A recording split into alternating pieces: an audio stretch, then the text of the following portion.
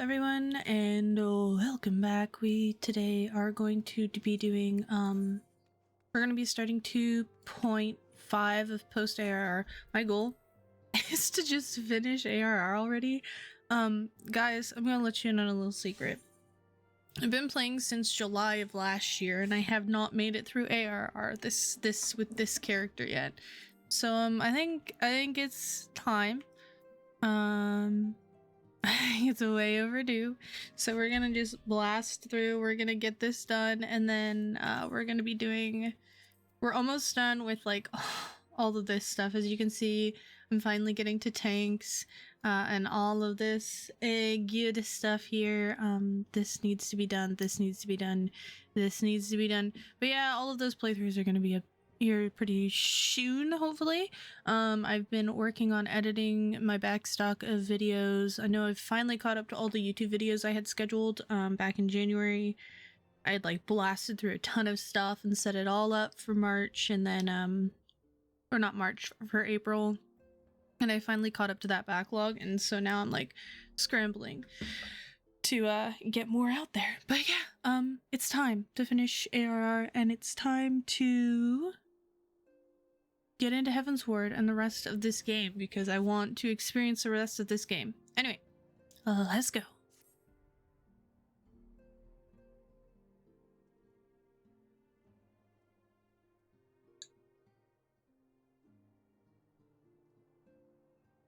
I am most eager to address the Ascian threat. However, we dare not neglect our other pressing concerns. Can you guys hear the game? No. We both know full well that Saint Shiva will not be the last primal we face, and our relationship with Ishgard is still tenuous at best. To think that the resolution of the primal threat was once the sole priority of the Scions of the Seventh Dawn, some days I wonder if it was wise for us to take on so many other responsibilities. Lest you forget, antecedent, the Scions need not shoulder the burden alone. We're not the Crystal Braves established for this very reason. Dude, the guy... the dude's like listening in through the keyhole. he like sees me come in here, and he like listens at the freaking crack of the door, like peeks underneath the door. He's like that like TikTok of the mom who's like hiding in her pantry to eat a snack. She like puts the phone underneath the door, and there's like a kid lying on the floor just looking through it, and she goes, "Hi." The girl goes, "Hi." Oh god. True, we are presented with a multitude of problems. However, we have all the resources we need to address them in turn. Quietly, in particular, is ever a steady hand, who I trust will continue to support the Braves. To what do we owe the pleasure? Have there been further developments regarding this situation in Ul'dah?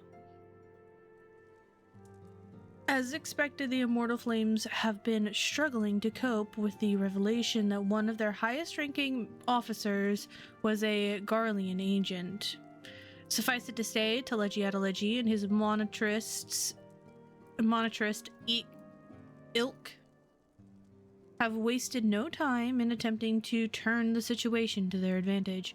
Coupled with ongoing unrest, the Flames are finding themselves hard-pressed.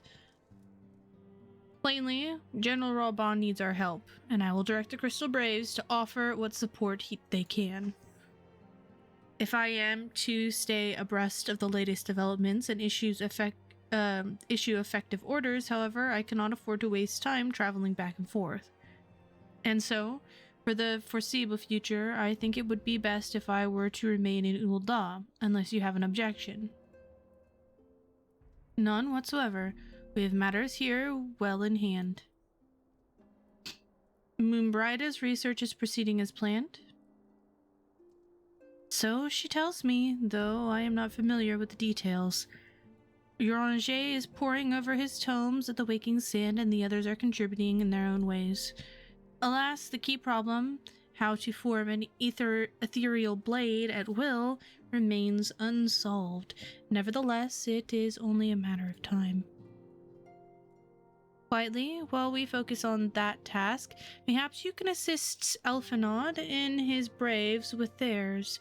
It would do much to restore faith in the immortal flames if the Warrior of Light was seen working on their behalf. Never forget that your esteemed status allows you to act in ways that those more tightly bound to organizations and nations cannot. As ever, I implore you to do so. Not that your response was ever in doubt, but I humbly thank you once more for aiding our cause. Now then, there are preparations I must attend to before my departure, such as receiving Rel's latest report.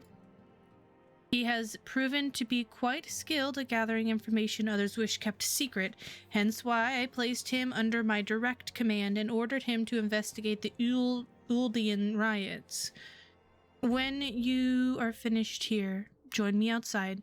Depending on what he has to say, I may soon have a favor to ask.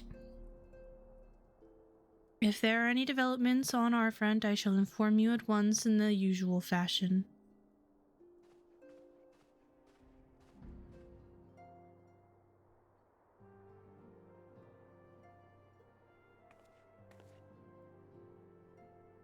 Pleasure as always, quietly.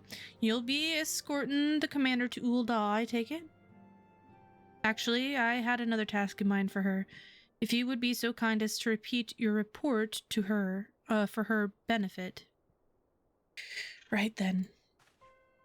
Me and mine have been making inquiries into the source of the weapons that found their way into the refugees' hands a ways back. So happens we caught wind of something promising, a rather large purchase of sharp and pointy things by a black marketeer holed up in Highbridge. I doubt this man would have secured such a quantity of weapons if he did not already have clients waiting, clients that, for whatever reason, would prefer for this transaction to remain secret. Brings to mind a merchant which caught an arrow while taken to quietly, don't it? Generous fellow he was, doling out swords and spears to the downtrodden and disgruntled, which isn't to say that these clients have the same mischief in mind, but if you want to be sure, it might be prudent to intervene before they collect their goods. Savvy?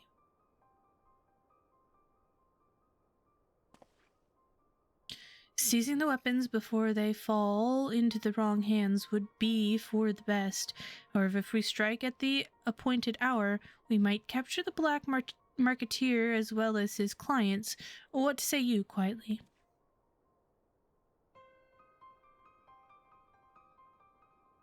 Then it is settled.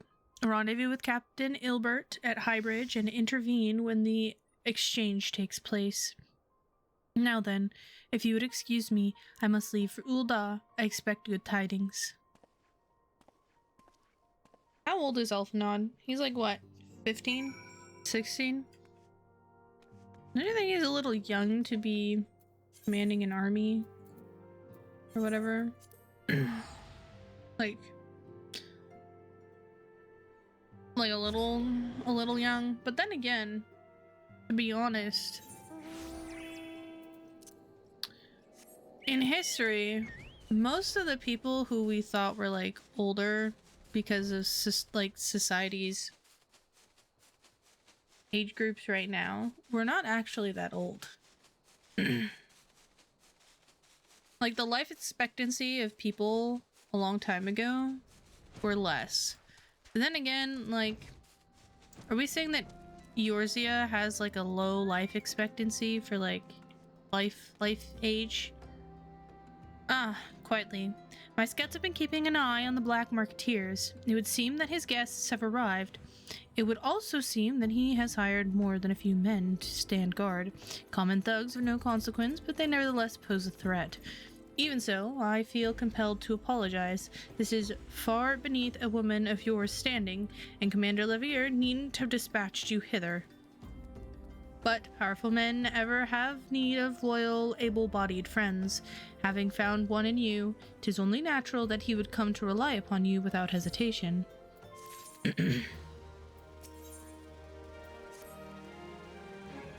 Now then, we should make for the burning wall without delay and secure those weapons. The first unit will ensure that the clients do not escape. With me quietly.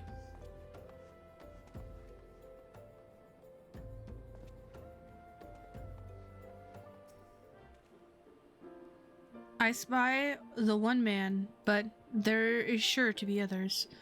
I have a plan. While you approach the sentry and create a distraction, my men and I will split past and catch the black marketeer unawares. Once you've disposed of the thugs, wait for us outside the tunnel entrance. Any questions? Then let us be off. Good luck, my friend. Oh, I think this is where the suspicious happenings begin. Ow. Where am I going? Oh.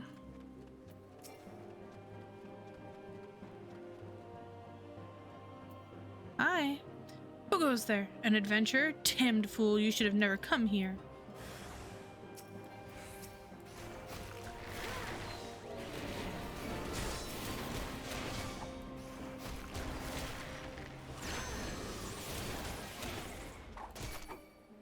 Nice.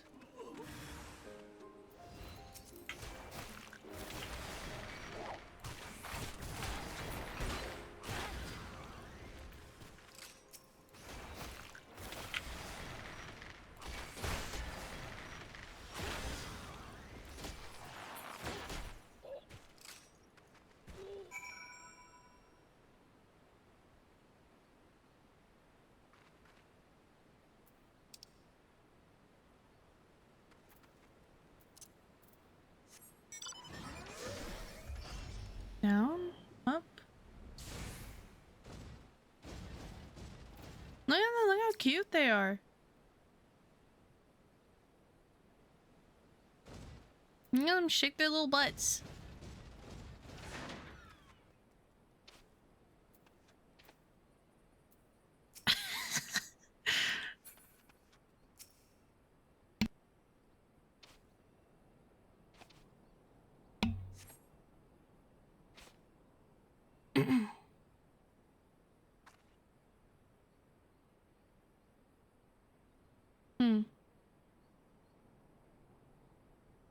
I don't understand. What's this all about? Yeah. Greg. Bruh. I don't know what it's supposed to be. I'm coming.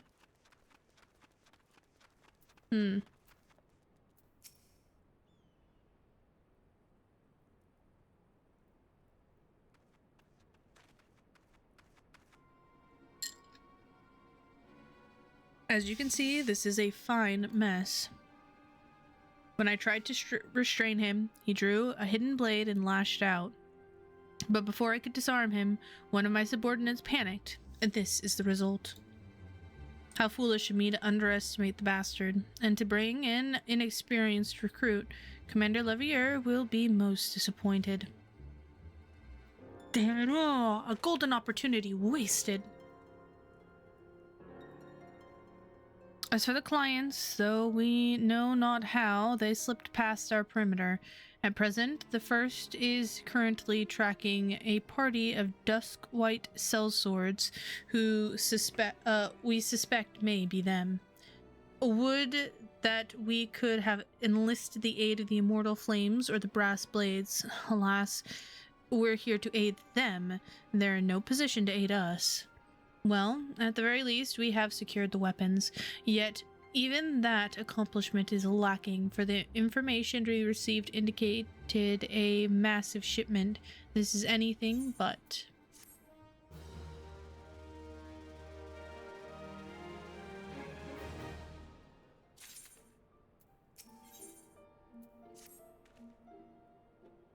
I will join the first in their hunt for the dusk-white sellswords. If the gods are good, we will catch them before they escape into the Black Shroud. In the meantime, I ask you to deliver these weapons to Ul'dah, my steed. Entrust them to the third Uyuhash. The third Uyuhash. He will take care of the rest.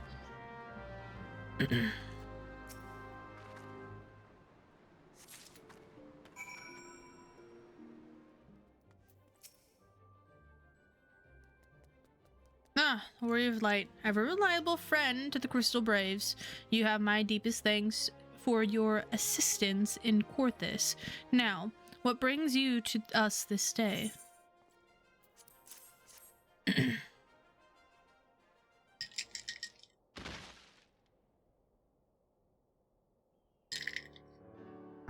Gift of weapons from a certain black marketeer, courtesy of Captain Ilbert, you say? Understood. Once we've cataloged the contents, I'll have them delivered to the Hall of Flames. This cannot be everything, can it? Raoul stated with confidence that there would be far greater quantity of weapons. A blatant falsehood, clearly. Raoul is unfamiliar with the ways of Ul'dah merchants, who ever strive to present themselves as greater than they are. We should be thankful that his information was not completely horrendous, and that we managed to achieve anything of worth at all. It's still something worth celebrating, isn't it, Lieutenant? Besides, we've got more important things to worry about, like fighting those Garleans up north. There'll be no fighting if I have anything to say about it. Our orders are to stand watch, not to seek glory in battle. If you have no further need for us, then I shall take my unit to the ceruleum processing plant. Time for the Fourth to earn their keep, eh? Fight well, Aline, for the freedom of all.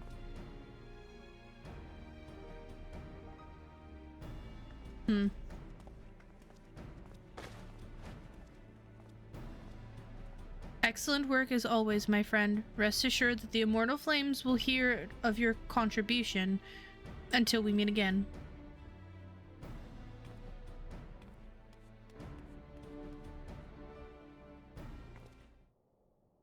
Quietly, a word, if it please ye. Not here. Well, look for me at the Sapphire Avenue Exchange. No need for a whistle in this time. Don't you worry.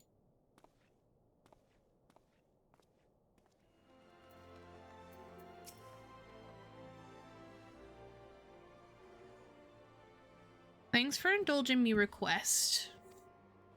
Few places better than a market for privacy, I find. All the hustling and bustling of commerce means most conversations go unnoticed. I'll get to the point. At the Burning Wall, when you and the captain interrupted the exchange, what happened? Tell me everything. Leave no detail out. Well, I was standing there, and then there was a scream. That's not quite how the first told it. These Duskrites they were chasing, latest word is they lost the trail, but you never saw them yourself. Not before the fighting started, and not after. Something ain't right. I don't know what it is, but I can feel it in me bones. I'm not daft enough to be misled by some merchant's drunkard boasts. Our information was reliable, goddamn it. I know he purchased those weapons. As if I've never deciphered a moneylender's books, or had to follow a transaction back to its source. Did plenty of that back when the Braves were getting started, believe me. The commander wanted assurances, and we weren't talking Gil for the wrong sort of benefactor. Of course, these days the money flows like water, and it's the first and third get the shiniest new toys. Forgive me, friend. I have a lot on my mind these days, and I appreciate you lending an ear. Right. Then, best get back to it. Oh, your worries aren't unfounded, my friend. Your worries are not unfounded. Quietly, can you hear me? This is Tataru. Your presence is urgently requested at the Rising Stones. Please come and see me as soon as you are able. Back and forth and back and forth. Never a day of rest for the Warrior of Light.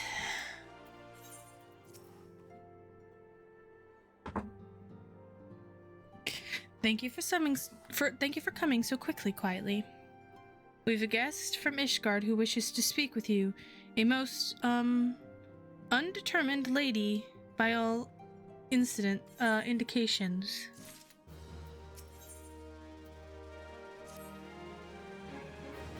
Our guest is with the antecedent in the solar at present. Let's not keep them waiting any longer, shall we?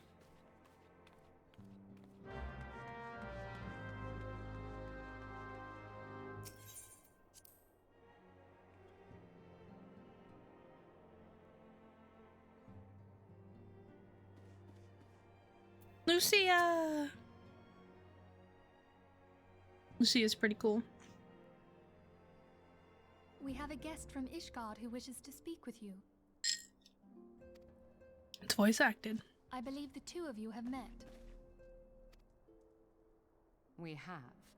I had hoped to speak with Commander Leveilleur as well, but I cannot afford to wait any longer. The Lord Commander sent me hither to request your aid in a matter of grave import. You see now why I had Tataru summon you. Now that we're all assembled, perhaps you would be good enough to elaborate on the nature of the matter which brought you to us.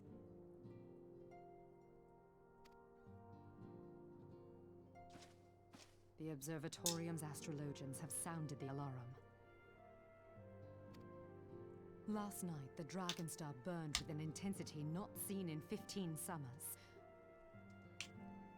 15. Not since the Dravanians engaged the Empire in the Battle of Silvertear Skies.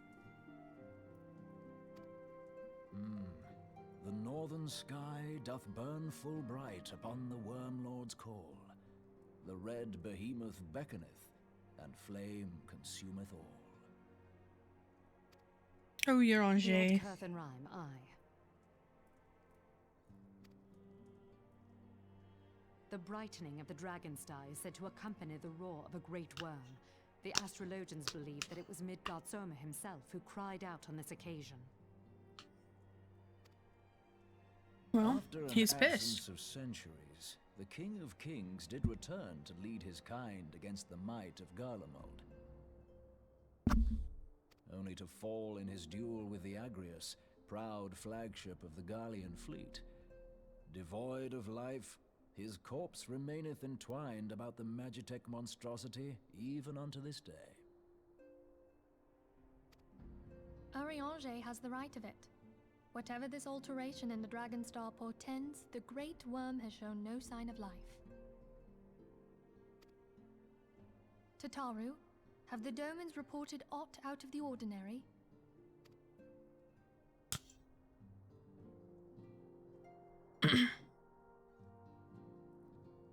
Correct me if I'm wrong, but if Midgardsormr had roared, wouldn't we have heard it here in Revenant's Toll?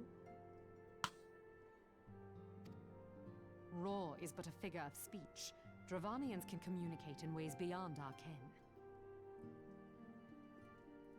It is for this very reason that we are forced to look for signs in the heavens. We cannot say with any confidence that a great worm roared at all, much less that it was Midgardsormr.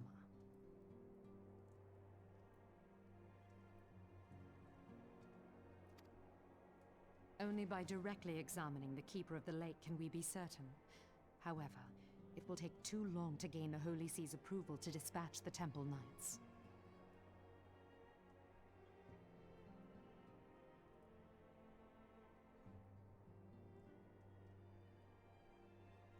Therefore, Sir Emric would entrust this task to you. Do you accept?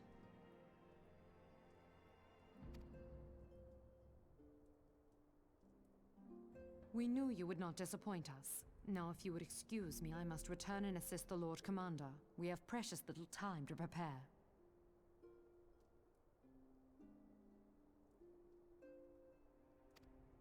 To prepare for what, pray tell?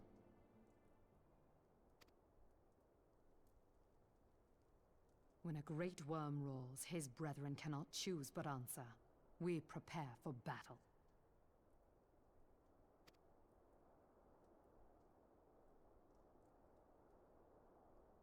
Hmm.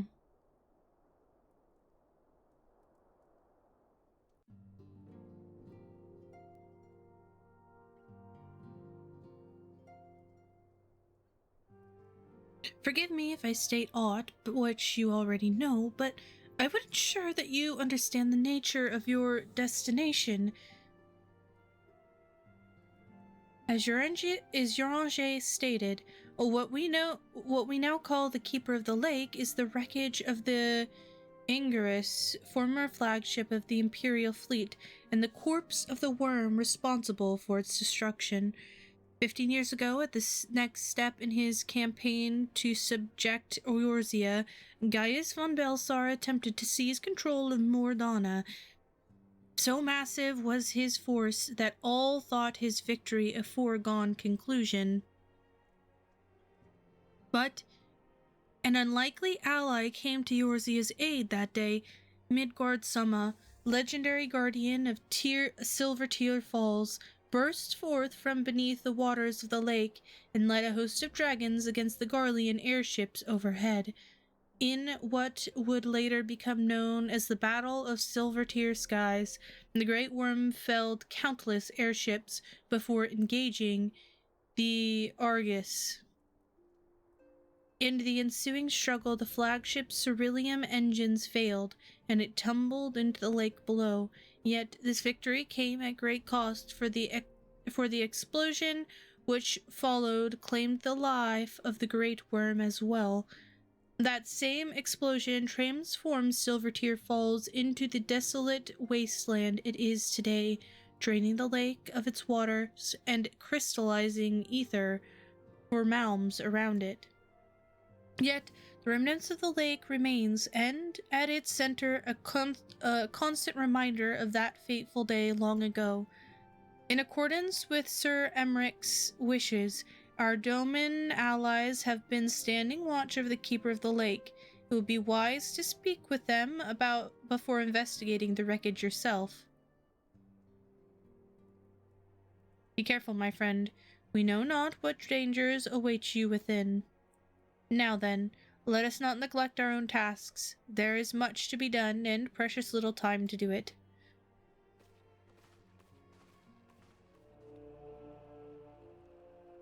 You're in luck, miss. I was about to send word to Revenant Stoll about the Garleans.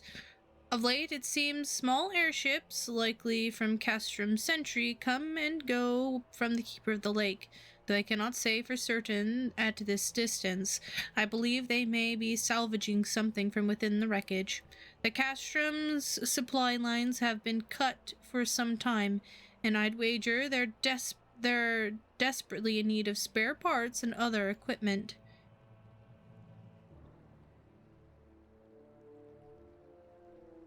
So it is true, then. The Ish Guardians honestly fear that the worm might rise again.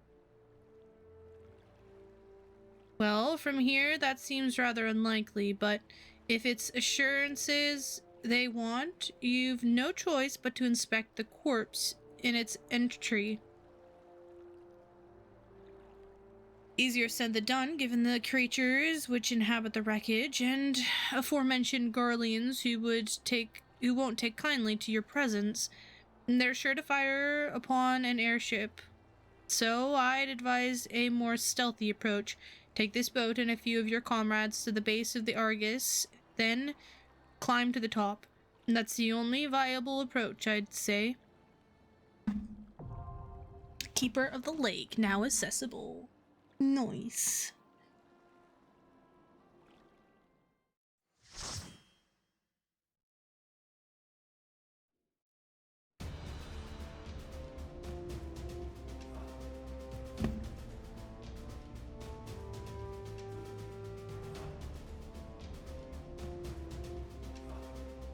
Keeper of the Lake. Mordana. Dun dun dun. Here we go.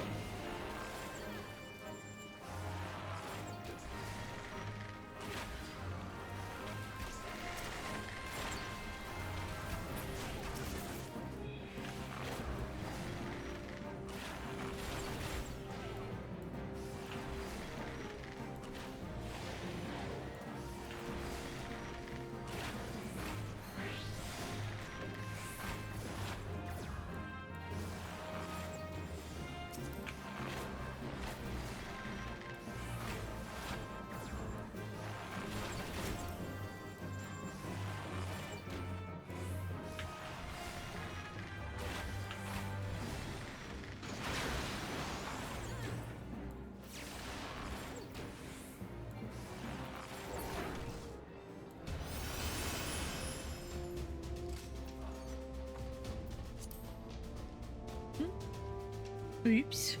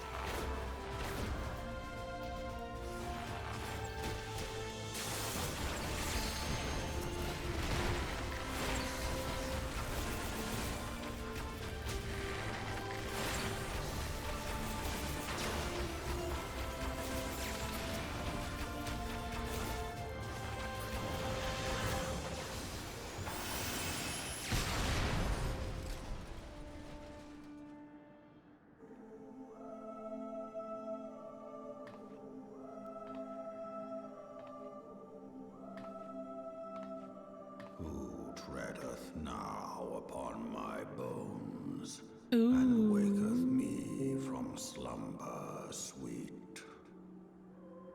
My bad. Woke him up from his nap, guys. Oh. He's definitely not happy there. Sorry.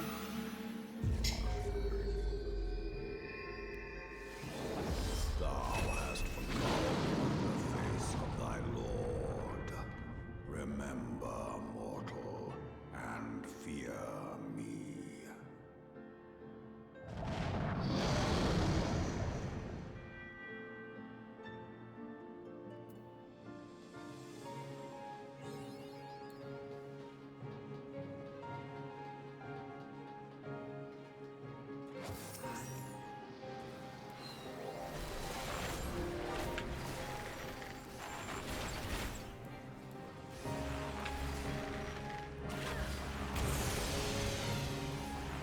Ouch, that probably hurts.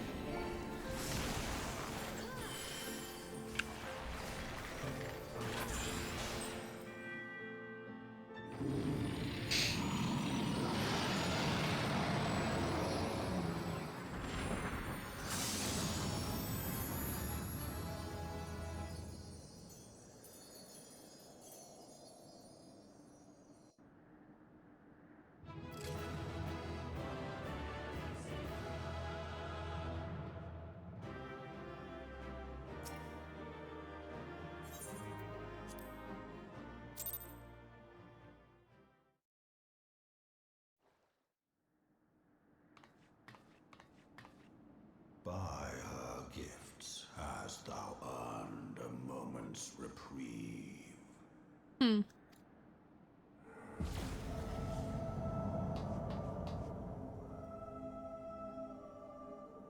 Speak, mortal, and I shall listen.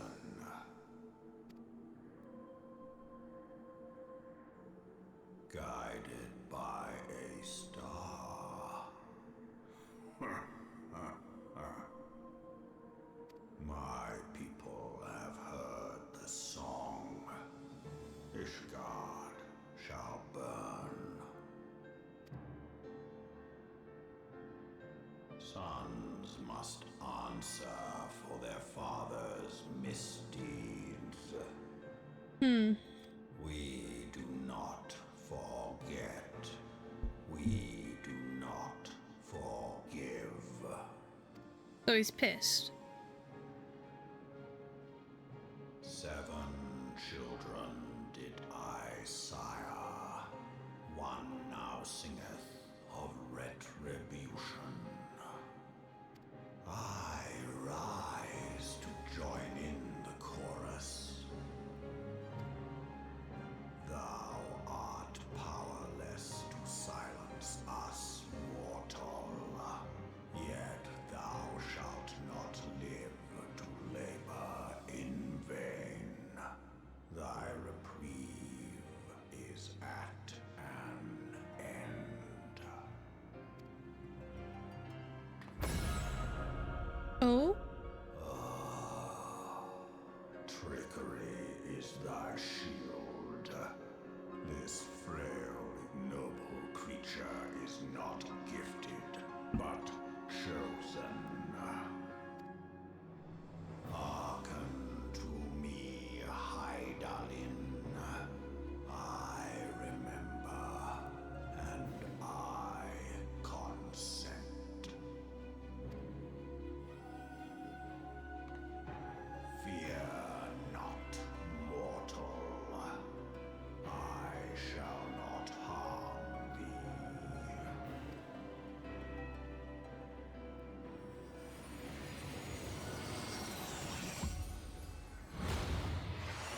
Oh?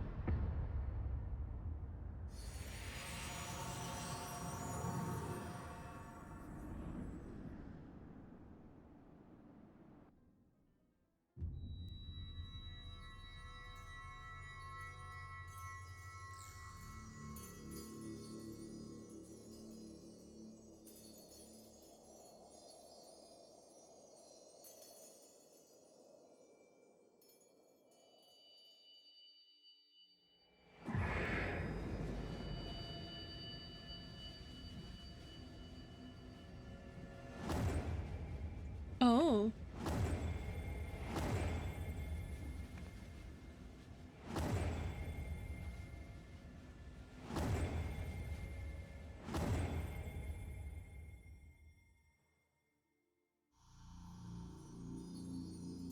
Hmm.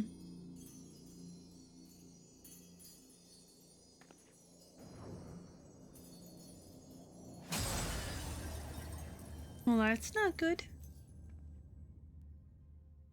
That's kind of awkward.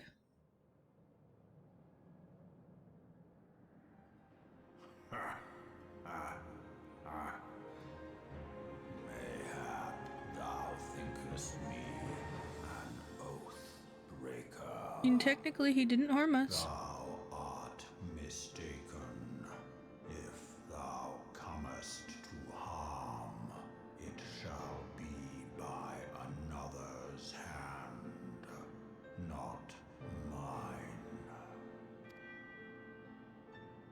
I did but strip thee of thy mistress's feeble blessing.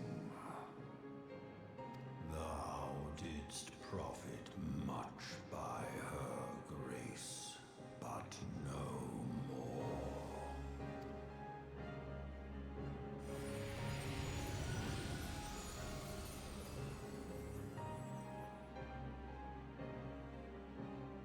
Look at the little guy.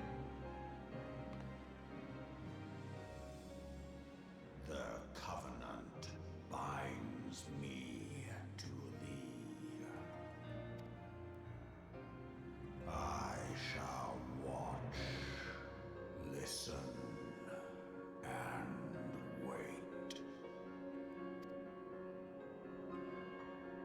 Fight and struggle, if it be thy will. Man hath ever coveted that which lieth beyond his grasp.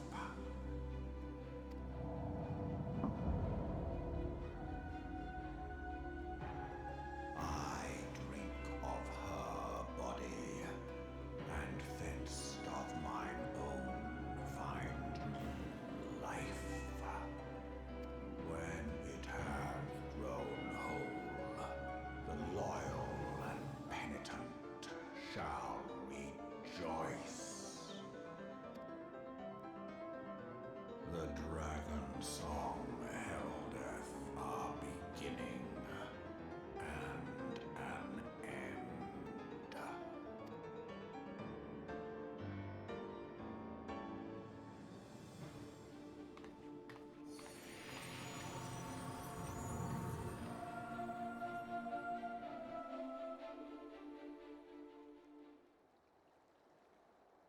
You may summon Midgard Summa by selecting the corresponding entry within your Minions Guide under Character in the main menu.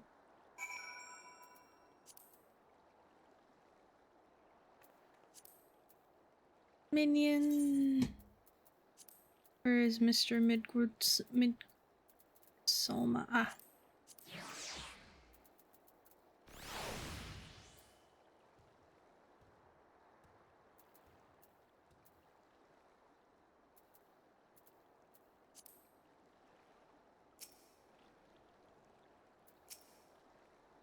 I was beginning to fear the worst. Shall those where those explosions I saw? But you shouldn't waste time talking to me. Elfinode left a message stating that you were to return to the Rising Stones at once. We'll finish out this quest really quick. And then we will end this episode here. And we'll do the last 4 after. On the next episode, part 2.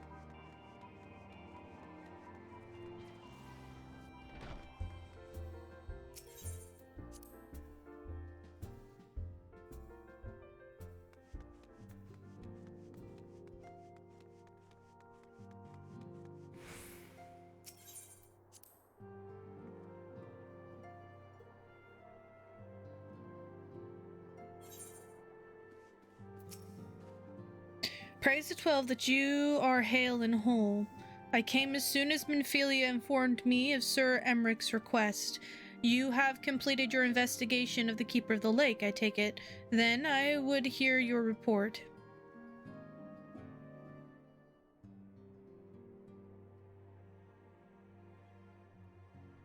You conversed with Midgard Sormer.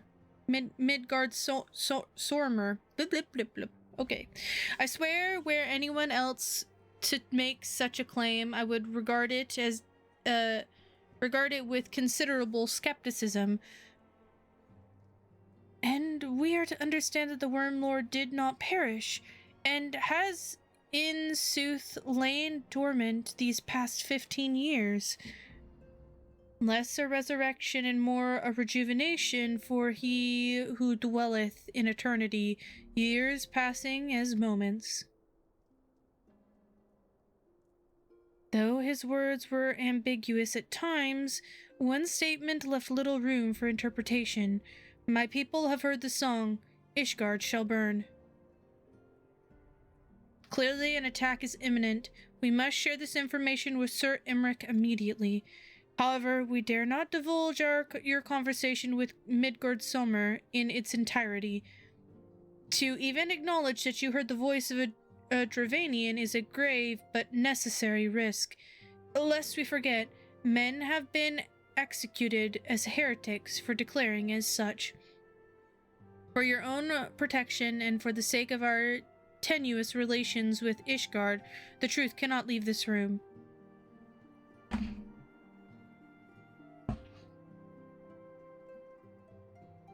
As for how we shall present your revelations to Sir Emmerich's emissary, You may leave that to me.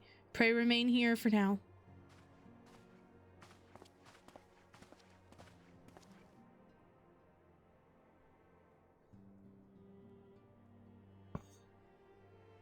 Is there something you're not telling us quietly?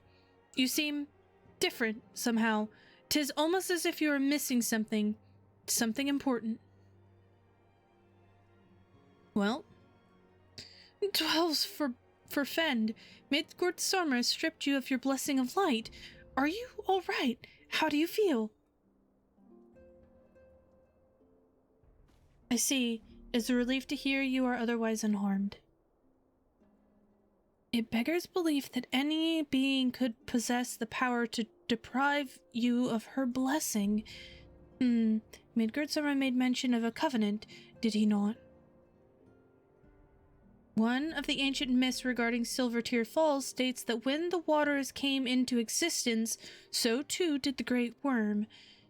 Elkith and Nemira, brothers Time and sister Fate, decreed that Midgard Soma ever watch over the source from which all water and magic was said to flow. I wonder, what if this was the covenant of which he spoke, and 'twas not the gods with whom he treated, but Heidelin herself? Well, if he is watching over you as he claims, mayhaps you will have an opportunity to ask. Let us keep this matter to ourselves. I do not wish to burden our friends needlessly.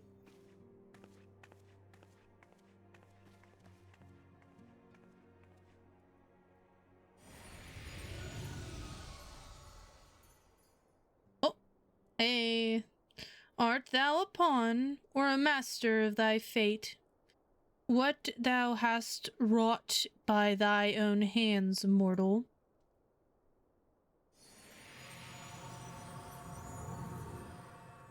Are we a pawn? Are we a pawn? That's kind of awkward. I want to be a pawn. Am I a pawn?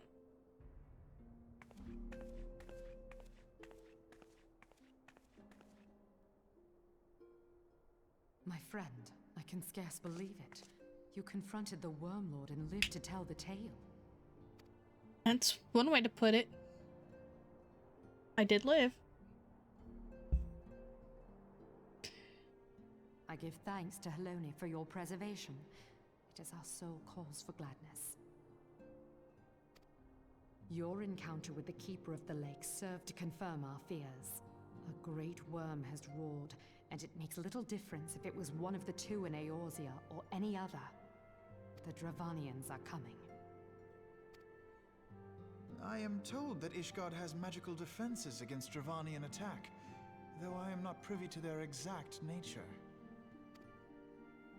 Will they be enough to repel a massive force? Pablimo. Ishgard has weathered countless assaults over centuries. This will be no different. And now that you have confirmed the threat, none can ignore the Lord Commander's calls for the wards to be strengthened. I dare not presume to speak for him, but I expect the Lord Commander would sing your praises.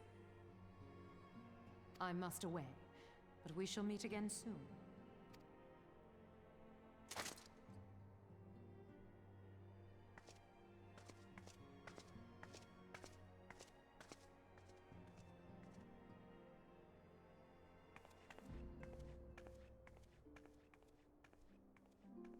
Countless assaults weathered, and this will be no different? Why am I not convinced? Well, because it's not convincing. Maybe that's it. Maybe that's it. The Ishgards have warred with the Dravonians for centuries, nigh nearly 1,000 years. In all that time, not once have their enemies breached their defenses and entered the city proper. Yet, regardless of how strong these magical wards may be, I nevertheless fear that the Ishgardians are underestimating the gravity of the situation.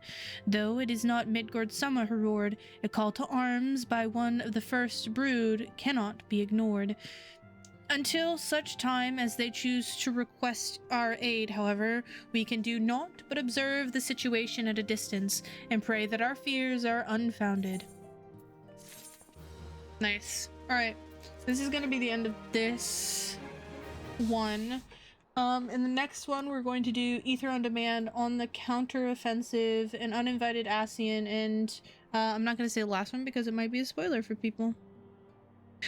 So yeah, thank you so much for coming and hanging out, and we will see you next episode. Bye!